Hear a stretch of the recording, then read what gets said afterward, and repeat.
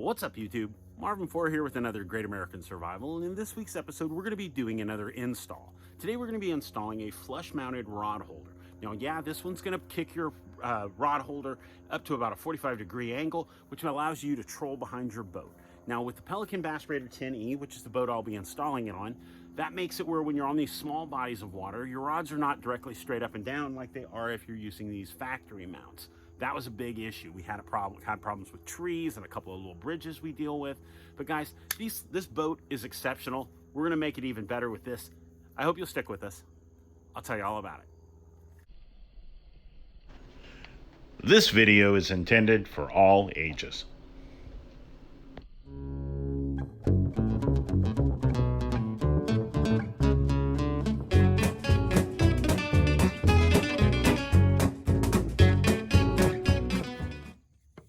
Now the first thing we're going to do is show you what we need.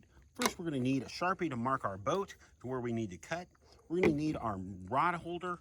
We're going to need the 3 screws or rivets that go through the top that attach it to the boat. And we're going to need something to drill and cut. I'm going to be using a RotoZip Revolution. Just happens to be what I have around and it works great. And guys, then you're going to have to do something a little creative because this is where the problem lies, but I'll show you as soon as I get the cut done what I mean.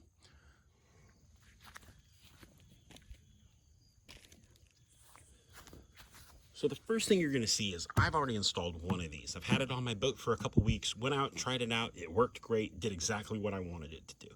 But being there was a couple little issues you run into when you're inside the boat.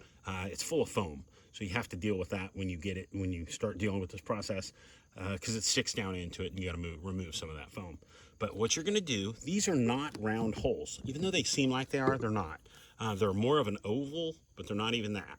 So what you're going to do is use the gasket that comes with the rod holder to make your template. You're going to use this and a Sharpie, mark it on your boat, and then cut it out.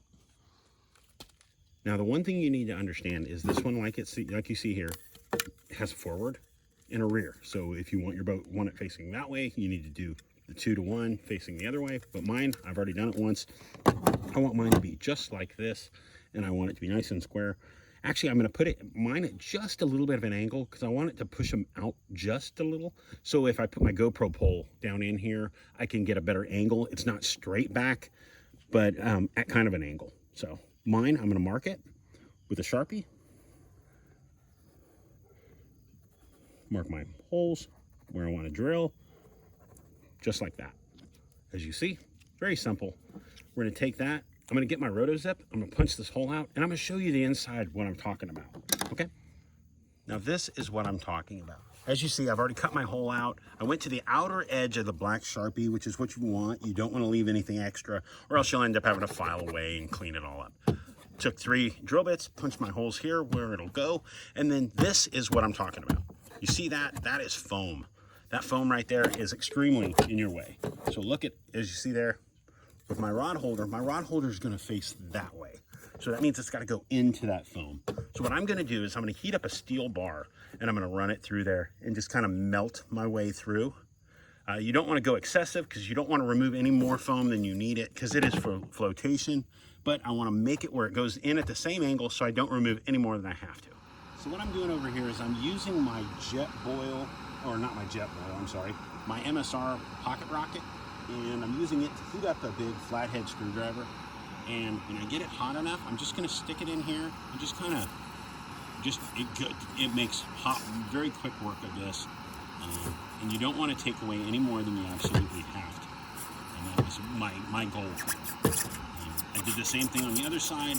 It worked out really well. It's a little time consuming, as you'll see. We're out here in the driveway. And all I'm doing is heating up. This is an old S&K screwdriver that has the tip messed up. Who knows what. And you can use that. One of those 1 to 2 inch plumber's augers that'll fit through that hole. You know, the little spade bits. That would be ideal. But I don't have one of those. I would love to have used that. That would be a great idea. You just got to be really careful not to hit the inside of your boat on one side or the other.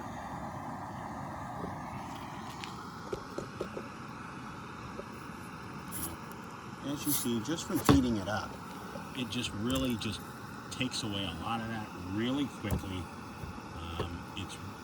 It doesn't take much. So as you see, with very little modification, little heated, wallered it out, got a nice tube through there, and now we can take ours. So we put our gasket back on our flush mounted rod holder, and we're just gonna stuff this down through here. Now, you might wanna put some marine goop or some type of silicone around there.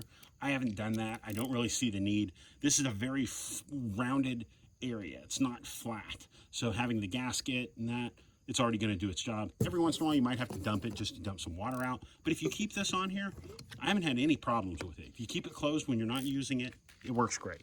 Especially if you know, like me, I store mine on a trailer, so I don't want mine, I don't plan on flipping mine if I don't have to. Because one, it's heavy, it's awkward. So,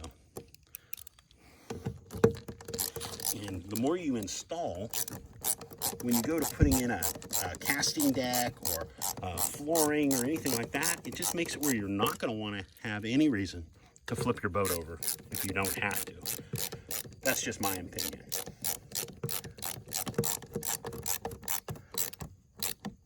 Don't over tighten it. I just went with a little 1/8" drill bit just to kind of get me started. I'm going to snug them down, but don't over tighten. You can easily strip out plastic. It doesn't take much. And we are good to go, just like that. So as you see, that's the final result. It ends up really nice. Make sure you do get one if you buy one of these. This one's not anything special. These were just a pair. I bought them off Amazon. They're made by some weird Chinese company. You don't have to go all out and buy Yak Attack or anything like that. They do sell some at Bass Pro Academy, Cabela's, things like that. Any of those, but if you have Amazon Prime, just buy a pair off there. Just make sure that they are at an angle and that they do come with a gasket. That is important. I love it. I think it's great. It is hands down one of necessity for this boat. The huge casting deck in here for you to stand and fish out of is very dangerous for your fishing rods. I've broken 2 rod tips already. One, I got lucky and I got covered under warranty and they replaced, even though I told them what happened. They were really cool. Thank you, Six Gill. Those guys are awesome. And the other one is a lot of people put them up here on the top, but they get knocked in the water. I hear horror stories of people knocking their rods in the water. So if you're planning on taking them in this or any other water boat, kayak, whatever kind of paddle sport vessel, make sure you put floats on them, guys. They will sink very quickly, which means you're either going swimming or you're buying new ones. So I think it's a great little boat if you can find them. Right now, they are hard to come across. This one right here, we bought traded locally for. It's been great.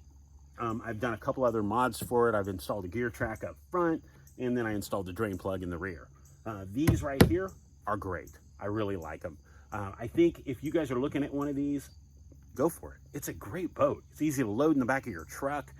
You don't have to require anything special, a big trailer or anything like that. 2 people could easily carry it to the water. It's a great little boat. I haven't reviewed the boat itself. If you'd like me to, I'd be happy to.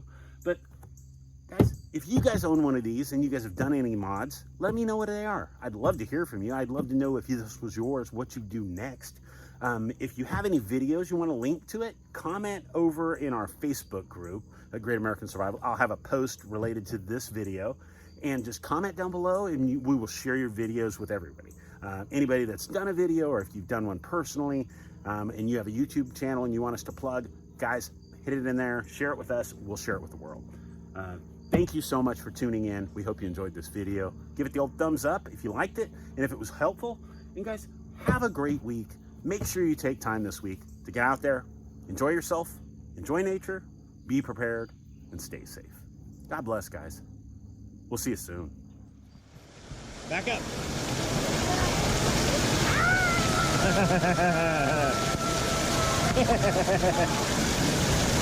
That's funny, dude.